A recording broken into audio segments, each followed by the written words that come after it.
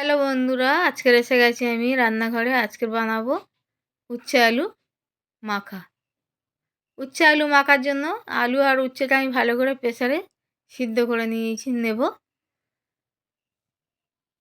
একটু আমি লবণ দিয়ে প্রেসারে সিদ্ধ করে নেব।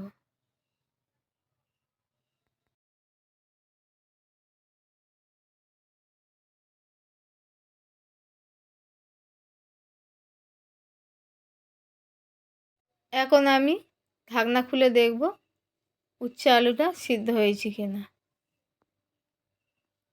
উচ্ছে আলুটা আমার সিদ্ধ হয়ে গেছে।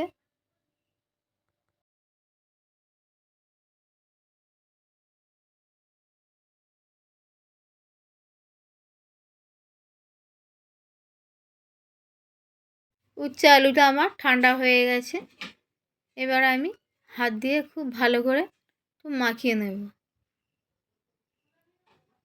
মাখানোর পরে আমি দুটো শুকনো লঙ্কা পুড়িয়ে নিয়েছি। লঙ্কা দুটো ভালো করে হাত দিয়ে আমি গুঁড়ো করে নেব, নিয়ে মাখিয়ে নেব। দিয়ে দেবো স্বাদ মতন লবণ, দিয়ে দেবো কাঁচা সর্ষের তেল। এই উচ্ছে আলু মাখা গরম গরম ভাতে খুবই ভালো লাগবে খেতে। আপনারা উচ্ছে আলু মাখা দিয়ে এরকম করে মাখিয়ে ভাত দিয়ে খাবেন, দেখবে আপনাদের খুবই ভালো লাগবে।